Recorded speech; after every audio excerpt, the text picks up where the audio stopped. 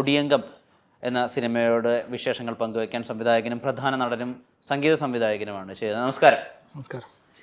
സംവിധായകനോട് ആദ്യം ചോദിക്കുന്നു വിചാരിക്കുന്നു, ഈ ഒടിയൻ എന്നുള്ള കൺസെപ്റ്റ് ഇപ്പോൾ ഒടിയൻ എന്നുള്ള 2018 റിലീസായ സിനിമയിൽ അതിന് പറഞ്ഞത് കുറച്ചുകൂടി റിയലിസ്റ്റിക് ആയിട്ടാണ്.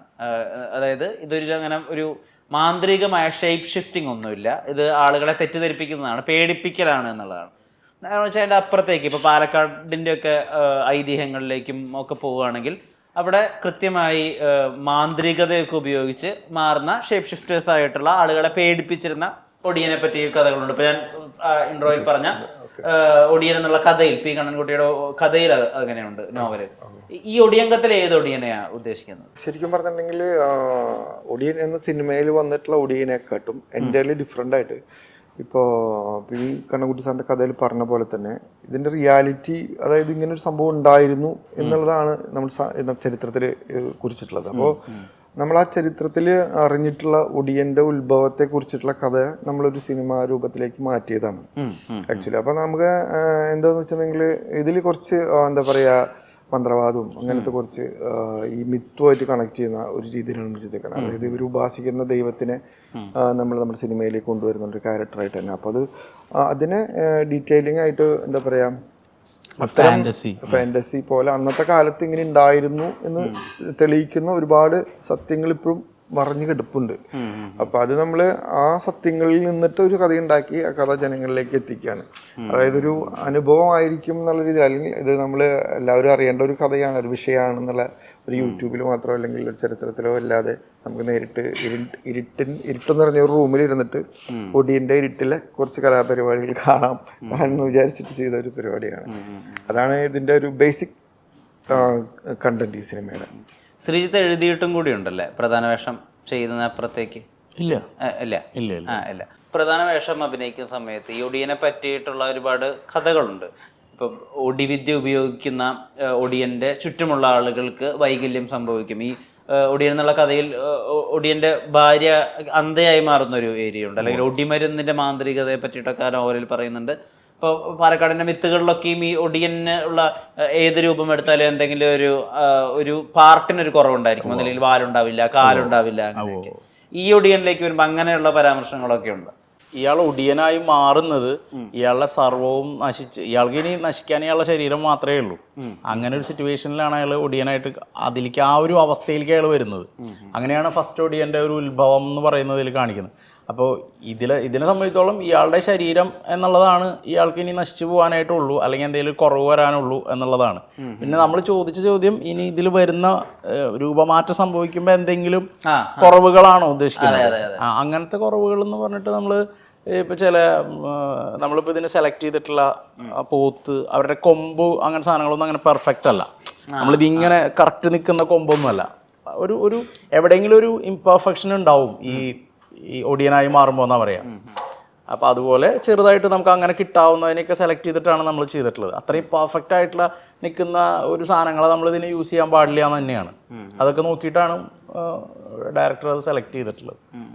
ഈ ഫാന്റസി സബ്ജക്റ്റുകൾക്കൊക്കെ ഈ RR കൊടുക്കുമ്പോൾ, ഐ മീൻ ബാക്ക്ഗ്രൗണ്ട് സ്കോർ കൊടുക്കുമ്പോൾ ഉള്ള കാര്യം എന്ന് വെച്ചാൽ, ഒന്നാമത് മലയാളത്തിൽ അങ്ങനെ റെഫറൻസ് ചെയ്യാൻ വേണ്ടി മാത്രം, മാജിക്കൽ റിയലിസത്തിൽ അവകാശപ്പെടാൻ മാത്രം അങ്ങനെയുള്ള സിനിമകൾ ഉണ്ടായിട്ടില്ല. പക്ഷേ മൈ ഡിയർ കുട്ടിച്ചാത്തന്റെ അതേ ആംബിയൻസ് തരുന്ന സിനിമകൾ വളരെ കുറവാണ്. അതിനെ സീരിയസ്ലി ട്രീറ്റ് ചെയ്തപ്പോൾ ഒരു മിത്തിനെ എടുത്തപ്പോൾ നമുക്കൊരു അനന്തപത്രമുണ്ട്. അതല്ലാതെ ആ ലെവലിലേക്ക് ഇപ്പോൾ കുമാരിയൊക്കെയാണ് ഒരു പരിധി വരെയെങ്കിലും ആ സൗണ്ട് ഡിസൈനിനെ നമ്മൾ ഉദ്ദേശിക്കുന്ന രീതിയിൽ, ആ നിഗൂഢത പ്രേക്ഷകരിലേക്ക് എത്തിക്കുന്ന രീതിയിൽ ഒരു എന്താ പറയുക, പ്രേക്ഷകരിലേക്ക് ആ ഒരു ആംബിയൻസ് എത്തിച്ചതെന്ന് ഞാൻ വിചാരിക്കുന്നു. ഒടിയങ്കത്തിന്റെ സൗണ്ട് ഡിസൈനിൽ എന്തൊക്കെയാണ് ശ്രദ്ധിച്ചിട്ടുള്ളത്?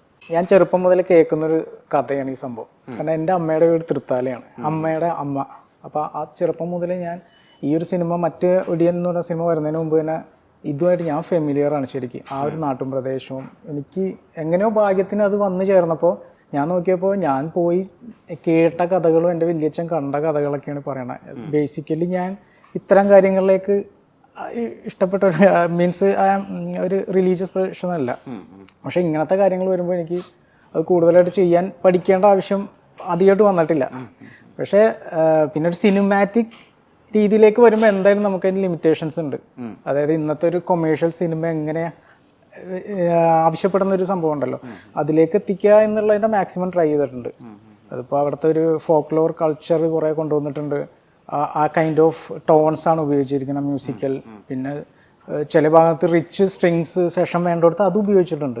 കാരണം അത് സിനിമാറ്റിക് ആയതുകൊണ്ട് മാത്രം, നമുക്ക് അല്ലെങ്കിൽ അതൊരു നോൺ കൊമേഴ്ഷ്യൽ ഒരു ആർട്ട് മൂവി മാത്രമായിട്ട് പോകും. ഈ ഫോക്കാണോ പ്രധാന ഏരിയ? അപ്പോൾ ഒരു ഫോക്ക് ഇതിൽ എന്താണെന്ന് വെച്ച് കഴിഞ്ഞാൽ സിനിമയുടെ ഒരു അധികവും വരുന്ന ഒരു 90% വരുന്നത് ശരിക്ക് ഒരു 100 years ബാക്കാണ്. അപ്പോൾ നമുക്ക് മാക്സിമം ആ ഒരു രീതിയിൽ അങ്ങനെയാണ് കാണിച്ചിരിക്കുന്നത്. പിന്നെ കുറച്ച് 90s വരുന്നുണ്ട്. 90s വേണ്ട മ്യൂസിക്കാണ് ചെയ്തിരിക്കുന്നത്. അങ്ങനെ ഒരു 2 കൾച്ചർ വന്നിട്ടുണ്ട്. 100 years ബാക്കും ഇപ്പോൾ 90s നടക്കുന്ന സംഭവമായിട്ടാണ് വന്നത്. 100 വർഷം മുമ്പുള്ളൊരു കഥ ഇപ്പോൾ വിഭാവനം ചെയ്തൊരു സ്ക്രീനിലെത്തിക്കുമ്പോൾ അതിന് വലിയ പ്രൊഡക്ഷൻ കോസ്റ്റാണ് ശരിക്കും സാധാരണഗതിയിൽ വരിക. അതാണ് പലപ്പോഴും ഈ പീരീഡ് സിനിമ ആളുകൾ ചെയ്യാൻ മടിക്കുന്നതിൻ്റെ ഒരു പ്രധാന ഘടകം.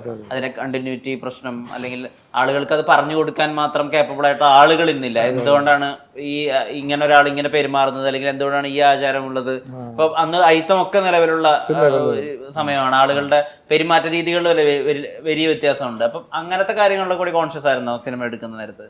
തീർച്ചയായിട്ടും. ഞാൻ ഒരു 2015 മുതൽ ഞാൻ കുറച്ച് ഷോർട്ട് ഫിലിംസ് ചെയ്തിട്ടുണ്ട്. അന്ന് മുതൽ ഇന്ന് വരെ ഇപ്പോൾ വന്നിട്ടുള്ളതിൽ ഇതെൻ്റെ 2ാമത്തെ സിനിമയാണ്. ഇതിന് മുമ്പത്തെ സിനിമയിൽ നമ്മൾ ഒരു ഇങ്ങനത്തെ ഒരു എന്താ പറയുക മിത്തുപരമല്ലാത്ത ഒരു സംഭവം, ബാക്കി എല്ലാ ഷോർട്ട് ഫിലിംസിലും ഞാൻ മിത്തുപരമായിട്ടുള്ള കാര്യങ്ങളാണ് ചെയ്തിട്ടുള്ളത്. അതായത് നാഗക്കളം അങ്ങനെയുള്ള കുറച്ച് ട്രഡീഷണൽ പരിപാടികളാണ് നമ്മൾ ചെയ്തിട്ടുണ്ടായിരുന്നത്. സ്റ്റേറ്റ് അവാർഡ് ലെവലിലൊക്കെ പോയിട്ടുള്ള വർക്കുകളൊക്കെ. പക്ഷെ ആ വർക്കിനോട് ബന്ധപ്പെട്ടിട്ട് എനിക്കൊരു ചെറിയ എക്സ്പീരിയൻസ് ഉണ്ടായിരുന്നു. മീൻസ് എൻ്റെ മൈൻഡിൽ അങ്ങനെ. അപ്പൊ അത് അന്ന് മുതലേ നമ്മൾ ഇതിന് ഇങ്ങനത്തെ സബ്ജക്റ്റിൽ ചെയ്യുമ്പോൾ നമ്മൾ ശ്രദ്ധിക്കേണ്ട കുറച്ച് കാര്യങ്ങളുണ്ടല്ലോ. പിന്നെ പഴയ കാലഘട്ടമാണെന്നുള്ളതാണെങ്കിലും കാണുന്നത് ഈ കാലഘട്ടത്തിലുള്ള ആൾക്കാരായതുകൊണ്ട് അവർക്ക് ആവശ്യമുള്ള എലമെന്റ്സ് ഇപ്പൊ മ്യൂസിക്കലായാലും ബാക്കിയുള്ള ഈ ടെക്നിക്കലി പരിപാടികളായാലും നമ്മൾ പരമാവധി അതിനെ നമ്മൾ എന്താ പറയുക കാണികൾക്കായിട്ട് നമ്മൾ ശ്രമിച്ചിട്ടുണ്ട്. കോസ്റ്റ്യൂമിൻ്റെ സൈഡിലായാലും ശരി, അതുമാതിരി നമ്മൾ മീൻസ് ലൊക്കേഷൻ ബേസസ് ആയാലും ശരി. ഇപ്പോഴത്തെ ഈ ടവറും കാര്യങ്ങളൊന്നും ഇല്ലാതെ നമ്മൾ അതിനു വേണ്ടി സെർച്ച് ചെയ്തിട്ട് അങ്ങനെ ഒരു സ്പേസ് കണ്ടെത്തി. കാരണം പോസ്റ്റ് പ്രൊഡക്ഷൻ ടൈമിൽ റബ്ബിങ് ഒരു വലിയൊരു പണിയാണല്ലോ. അപ്പോൾ അതുകൊണ്ട് നമ്മളതില്ലാത്ത രീതിയിൽ പരമാവധി അത്തരം കാര്യങ്ങൾ കുറയ്ക്കാൻ വേണ്ടിയിട്ട് അതില്ലാത്തൊരു സ്പേസ് കണ്ടിട്ട് ആ സ്പേസിൽ ഒരു സെറ്റ് ഡിസൈൻ ചെയ്തിട്ട് ആ ഒരു പോർഷനിലാണ് ഈ പറയുന്ന പഴയ കാലഘട്ടം ചെയ്തേക്കണേ. അപ്പോൾ ഇവരെല്ലാവരും നമ്മളതിൻ്റെ കാസ്റ്റിംഗ് നമുക്ക് അങ്ങനെ ഒരു ടിപ്പിക്കൽ ഫേസുകൾ നിർബന്ധമായിട്ട് ഉണ്ടാവാൻ പാടില്ല എന്നുള്ള നിർബന്ധം കൊണ്ടാണ് നമ്മൾ ആ കാലഘട്ടങ്ങളൊക്കെ ഫുൾ പുതുമുഖങ്ങളെ തന്നെ യൂസ് ചെയ്തിരിക്കുന്നത്, ടിപ്പിക്കൽ ഫേസസ് കിട്ടാൻ വേണ്ടിയിട്ട്. കാരണം റയർ ഫേസസുകളായിരിക്കുമല്ലോ അന്നത്തെ കാലത്ത്. ഇന്നത്തെ പോലത്തെ ഒരു ക്യൂട്ട് ഫേസസിനപ്പുറത്തേക്ക് കുറച്ച് റയർ ഫേസസ് കിട്ടാൻ വേണ്ടിയിട്ടുള്ള ഒരു ശ്രമം നടത്തി അതിനോട് ബന്ധപ്പെട്ട് അപ്പോൾ ഒരു പരിധിവരെ നമ്മൾ സെലക്ട് ചെയ്ത ആ ഒരു ഗ്രൂപ്പ് ഓഫ് ടീമും ആ ഒരു ഏരിയയിൽ വർക്ക് ചെയ്തിട്ടുള്ള ആർട്ടിസ്റ്റുകളും ഒക്കെ നമുക്ക് അതിനോട് ബന്ധപ്പെട്ട രീതിയിൽ നമ്മൾ സെലക്ട് ചെയ്യാൻ പറ്റി. അവർ നന്നായിട്ട് മനോഹരമായിട്ട് പെർഫോം ചെയ്തിട്ടുണ്ടെന്നാണ് എൻ്റെ വിശ്വാസം. ഇനി ജനങ്ങൾ തീരുമാനിക്കണം. ഏകദേശം 100 നൂറ്റാണ്ട് മുമ്പൊക്കെയുള്ള മനുഷ്യരെ അവതരിപ്പിക്കുമ്പോഴേ ഇപ്പം അവരുടെ ശരീരഭാഷയിലൊക്കെ വലിയ വ്യത്യാസങ്ങളുണ്ട്. ഇപ്പം അന്നത്തെ ആളുകൾ ഏറ്റവും അധികം ഉടുത്തിരുന്നത് മുണ്ടാണ്. അപ്പം മുണ്ടുടുത്ത് നടക്കുന്ന ഒരു യുവാവും ഇന്നത്തെ യുവാവും തമ്മിൽ വലിയ അന്തരങ്ങളുണ്ട്. അയാളുടെ ബോഡിയെ ക്യാരി ചെയ്യുന്ന വിധവും, അല്ലെങ്കിൽ അവർ സംസാരിക്കുന്ന വിധം, ഇപ്പൊ അവരുടെ കാലിന്റെ സ്ട്രെങ്ത് ഒക്കെ എന്ന് പറയുന്നത് ഇന്നത്തെ ആളുകൾക്ക് ഇമാജിൻ പോലും ചെയ്യാൻ പറ്റാത്ത ഒരു ഏരിയയിലാണ്. അത്രയധികം നടക്കുന്നുണ്ട്. കായിക ദൂരം വളരെ വലുതാണ്. പ്രത്യേകിച്ച് ഒടിയന്റെ മെയ് വഴക്കമൊക്കെ എല്ലാ ഐതിഹ്യങ്ങളിലും വളരെ ഫേമസ് ആണ്. അപ്പോൾ ഒടിയനെ അവതരിപ്പിക്കാൻ വേണ്ടി ഈ ഫിസിക്കലിയും കൂടിയുള്ള ട്രാൻസ്ഫോർമേഷൻ ഉണ്ടല്ലോ, അതിന് പ്രകാരമായിരുന്നു. അതിൽ ഇതിനിപ്പോൾ വേണ്ടി നമ്മൾ കളരി പഠിച്ചിട്ടുണ്ടായിരുന്നു. കളരിപ്പയറ്റ് അതിൽ നമ്മൾ പോയി അത് ട്രെയിൻ ചെയ്തു. പിന്നെ അതിൻ്റെ ട്രെയിനിങ് എടുത്തു. പിന്നെ നമ്മൾ ചെയ്തിട്ടുള്ളത് ഇത് 2 കാലഘട്ടം എന്ന് പറഞ്ഞല്ലോ. അതിലൊരു കാലഘട്ടത്തിൽ നമുക്ക് ശരിക്കും ഫിസിക്കലായിട്ട് നമ്മൾ നന്നായിട്ട് ബോഡി ഡെവലപ്പ് ചെയ്തിട്ട് തന്നെയാണ് ചെയ്തത്. നന്നായിട്ട് വർക്കൗട്ട് ചെയ്ത് ഒരു ഫിറ്റ് ബോഡി ആയിട്ടാണ് അത് ചെയ്തത്. അതൊരു കളരി ആശാൻ്റെ ഒരു ക്യാരക്ടർ ഉണ്ട് അതിൽ. അത് കഴിഞ്ഞ് ഈ 100 കൊല്ലം മുമ്പുള്ള ക്യാരക്ടറിലേക്ക് പോയപ്പോൾ അന്നത്തെ ആൾക്കാർക്ക് ഈ 6 പാക്കും കാര്യങ്ങളൊന്നും ഇല്ലല്ലോ. അവർക്ക് കുറച്ച് വയറൊക്കെ ഉണ്ടാവും, ബോഡിയൊക്കെ കുറച്ച് ലൂസായിരിക്കും. വളരെ ഫ്രീ ആയിട്ട് നടക്കുന്ന ഒരു ഒറ്റ മുണ്ട് മാത്രം എടുത്ത് നടക്കുന്ന ഒരാൾ ആ ഒരു രീതിയിലേക്കാണ് അത് ചെയ്തത്. പിന്നെ മുണ്ടുടുക്കൽ ഒന്നും നമുക്കൊരു വിഷയമുള്ള കാര്യമില്ല. നമ്മൾ തൃശ്ശൂർക്കാർ നമ്മൾ അധികം മുണ്ട് തന്നെയാണ് എല്ലാ സമയം. മൊത്തത്തിൽ അതൊരു നല്ല എക്സ്പീരിയൻസ് ആയിരുന്നു. നമുക്കൊരു ഒരു ഒരു സ്ട്രെസ്സോ സ്ട്രെയിനോ ഇല്ലാണ്ട് വളരെ ഫ്രീ ആയിട്ട് നമുക്കത് ചെയ്യാൻ പറ്റി എന്നുള്ളതാണ്. അതായത് നമുക്കതിൻ്റെ ഒരു അങ്ങനെ ഒരു ബുദ്ധിമുട്ട് തോന്നിയിട്ടില്ല. കാരണം എല്ലാവരും ഇത് പറഞ്ഞ മാതിരി ഇതിലൊക്കെ എല്ലാവരും പുതിയ ആൾക്കാരായതുകൊണ്ട് ഭയങ്കര ഒരു ടീം വർക്ക് ഉണ്ടായിരുന്നു അതിൽ. എല്ലാവരും ഒരു ടീമായി നിന്ന് ഒരു സ്ട്രെസ് ഇല്ലാണ്ട് ഇപ്പോൾ സുനിൽ പറയുന്നത് പോലെ കാര്യങ്ങൾ ചെയ്തു പോവുക എന്നുള്ളത് മാത്രമാണ് നമ്മളങ്ങനെ നോക്കിയിട്ടുള്ളത്. പക്ഷെ അത് നമുക്ക് ഭംഗിയായിട്ട് ചെയ്തു പോകാനും അന്ന് പറ്റിയിട്ടുണ്ടായിരുന്നു. ഈ കോവിഡിന് ശേഷം ആളുകളുടെ കാഴ്ചശീലങ്ങളിലൊക്കെ വലിയ മാറ്റങ്ങൾ സംഭവിച്ചിട്ടുണ്ട്. വലിയ സിനിമകളെ ആളുകൾ തിയേറ്ററിൽ കാണാൻ പ്രിഫർ ചെയ്യുന്നുള്ളൂ, അല്ലെങ്കിൽ വലിയൊരു താരത്തിന്റെ സിനിമയായിരിക്കണം. ഇപ്പോൾ ആളുകൾ ചെറിയ സിനിമ എന്നൊക്കെ പറഞ്ഞിട്ട് പലപ്പോഴും പ്രേമലുവിനൊക്കെ പറയുമെങ്കിലും പ്രേമലു ഏകദേശം 10 കോടിക്ക് അടുത്ത് ചെലവിന് വന്നിട്ടുള്ള ഒരു വലിയ സിനിമ തന്നെയാണ്. അപ്പൊ വലിയ സിനിമകളെ ആളുകൾക്ക് തിയേറ്ററിൽ കാണണം, അല്ലെങ്കിൽ തിയേറ്റർ വീട്ടിലെ ഹോം സ്ക്രീനുകൾ വിട്ട് OTT റിലീസിന് കാത്തു നിൽക്കാതെ പോകണമെങ്കിൽ അതിന് ആളുകൾക്കൊരു ഇഷ്ടമാണ്. ഈ സിനിമാറ്റിക് എക്സ്പീരിയൻസ് ഡിമാൻഡ് ചെയ്യുന്ന ഒരു വലിയ ഘടകമുണ്ട്. അപ്പൊ ഒടിയങ്കം അതിലെവിടെയാണ് നിൽക്കുന്നത്? സത്യത്തിൽ എന്താന്ന് വെച്ചിട്ടുണ്ടെങ്കിൽ ഈ പ്രേക്ഷകർക്ക് വലിയ സിനിമ ചെറിയ സിനിമ ഒന്നും ഇല്ല എന്നാണ് എൻ്റെ വിശ്വാസം. ഞാൻ വിശ്വസിക്കുന്നത് അങ്ങനെയാണ്. അതിലെന്താണെന്ന് വെച്ചിട്ടുണ്ടെങ്കിൽ തിയേറ്ററിലേക്ക് ആളുകൾ വരുന്നതെന്ന് വെച്ചാൽ തിയേറ്ററിക്കൽ എക്സ്പീരിയൻസ് ഉള്ള പടങ്ങൾക്ക് അവർ തിയേറ്ററിൽ തന്നെ വന്ന് കാണുന്നുണ്ട്. അതിപ്പോൾ ഒരു ആവറേജ് പടമാണെങ്കിൽ പോലും നമുക്ക് അവർ തിയേറ്ററിൽ എക്സ്പീരിയൻസ് ചെയ്യാനായിട്ട് ഇപ്പോഴത്തെ കാലഘട്ടത്തിൽ വരുന്നത്. കാരണം 4K ഇത് കാണണം പടം, ആ മതി അറ്റ്മോസ്ഫിയർ കാണണം. ഇപ്പോൾ ഉദാഹരണത്തിന് ഈ ചോട്ടാ മുംബൈ പോലുള്ള ഒരുപാട് പടങ്ങൾ റീവർക്ക് ചെയ്ത് ഇറങ്ങിയിട്ടുള്ള എൻ്റെ മെയിൻ പർപ്പസ് അവർക്ക് അതിന് ഫുൾ ക്വാളിറ്റിയിൽ തിയേറ്ററിൽ കാണാൻ വേണ്ടിയിട്ടാണ്. അവർ 100 വട്ടം TV-യിലും മറ്റ് അതർ ചാനൽ സോഴ്സിലൂടെയും കണ്ടിട്ടുണ്ടാവും. പക്ഷേ തിയേറ്ററിൽ കാണാനും ആ സൗണ്ട് എക്സ്പീരിയൻസ് വിഷ്വൽ എക്സ്പീരിയൻസ് അവർക്ക് കിട്ടാൻ വേണ്ടിയിട്ടാണ് ചോട്ടാ മുംബൈക്ക് ഇത്ര ഹിറ്റായി പോയത് രണ്ടാമത്തെ ഇറങ്ങിയിട്ടും. ഈ പടം നമ്മൾ പ്രസൻറ്റ് ചെയ്യുമ്പോൾ ഇതൊരു ചെറിയ പടം വലിയ പടം എന്നുള്ളതല്ല. പക്ഷേ ഈ സിനിമ ഡിമാൻഡ് ചെയ്യുന്ന ഒരു വോയിസ് റെക്കോർഡിംഗ് ഉണ്ട്, വോയിസ് ഒരു ടാക്ടിക്സ് ഉണ്ട്. അത് എഫക്റ്റ് ആയാലും വേണ്ടില്ല, മ്യൂസിക് ആയാലും വേണ്ടില്ല, മറ്റെല്ലാ ഘടകങ്ങളും ആ ഡിമാൻഡിങ് സംഭവങ്ങൾക്കാണ് ഞാൻ പ്രാധാന്യം കൊടുത്തിട്ടുള്ളത്. അതായത് എൻ്റെ നമ്മൾ ഈ പറയുന്ന 65 പുതുമുഖങ്ങളും പിന്നെ ഞാൻ കോംപ്രമൈസ് ചെയ്യാണ്ട് പോയിട്ടുള്ള 2 ഏരിയാസാണ് മ്യൂസിക്കും എഫക്റ്റും മിക്സിംഗ് ഉൾപ്പെടെയുള്ള മറ്റുള്ള എല്ലാ പരിപാടികളും. അപ്പോൾ ഒരു തിയേറ്റർ എക്സ്പീരിയൻസിന് വേണ്ടിയിട്ടാണ് നമ്മളത് ചെയ്തിട്ടുള്ളത്. അത് വെച്ചിട്ടുണ്ടെങ്കിൽ ഒരു ഇരുട്ട് നിറഞ്ഞ ഒരു മുറിയിലിരുന്നിട്ട് നമ്മളിങ്ങനെ ഒരു ചെറിയ ഓഡിയൻ്റെ കഥ പറയുമ്പോൾ ഈ ആർട്ടിസ്റ്റുകൾ പുതിയ ആൾക്കാരാണ്, ജനങ്ങൾ ഇഷ്ടപ്പെടാൻ കുറച്ച് സമയം എടുക്കുകയൊക്കെ ചെയ്യും. പക്ഷെ എന്നിരുന്നാലും അവർ ഇന്നാക്കേണ്ടത് മറ്റുള്ള ഘടകങ്ങളിലൂടെ ആയിരിക്കണം. അതാണ് ഈ പറഞ്ഞ 4K റെസൊല്യൂഷനിൽ പടം വരുന്നതും സൗണ്ട് സിസ്റ്റം വരുന്നത്. അപ്പോൾ ഈ സൗണ്ട് സിസ്റ്റത്തിൽ നമ്മൾ ഈ ഓഡിയൻസിനെ ഞാൻ ഒരു 50% എൻഗേജ്ഡ് ആക്കിപ്പിച്ച് കഴിഞ്ഞാൽ എൻ്റെ ഈ പറയുന്ന ആർട്ടിസ്റ്റുകളുടെ കുറവുകൾ ഉണ്ടായിട്ടല്ല, പക്ഷെ ആർട്ടിസ്റ്റുകൾ പുതിയ ആൾക്കാരായതുകൊണ്ട് ഉണ്ടാവുന്ന ആ പ്രശ്നങ്ങൾ എനിക്ക് അത് ഓവർകം ചെയ്യാൻ വേണ്ടിയിട്ട് ഈ സൗണ്ടിനെ വല്ലാതെ ആശ്രയിച്ചിട്ടുണ്ട് ഈ സിനിമയ്ക്ക്. പിന്നെ ഈ സിനിമ ഡിമാൻഡ് ചെയ്യുന്നുണ്ട് വോയിസ്. പിന്നെ പരമാവധി എന്നെ സംബന്ധിച്ചോളം ഞാൻ ചെയ്തിട്ടുള്ളത് ഇതിൽ മെയിനായിട്ടുള്ള സീക്വൻസുകൾ മൊത്തം ഡെഫോർണേറ്റ് ചെയ്തിട്ടില്ല. പക്ക രാത്രി തന്നെ ഷൂട്ട് ചെയ്തിട്ടുള്ളൂ. കാരണം ഒരു ബ്ലൂ ലൈറ്റിൽ കളിക്കേണ്ട കളിയില്ല, ഇരുട്ടിൽ തന്നെ വരണം എന്നുള്ള നിർബന്ധം ഉള്ളത് കൊണ്ട് പരമാവധി ആ സീക്വൻസ് നമ്മൾ ഈ ഡാർക്ക് സീക്വൻസ് ആയിട്ടാണ് ചെയ്തിട്ടുള്ളത്. അത് ഒട്ടുമിക്ക മെയിൻ സീക്വൻസുകൾ മൊത്തം അങ്ങനെ തന്നെ ചെയ്തിട്ടുള്ളത്.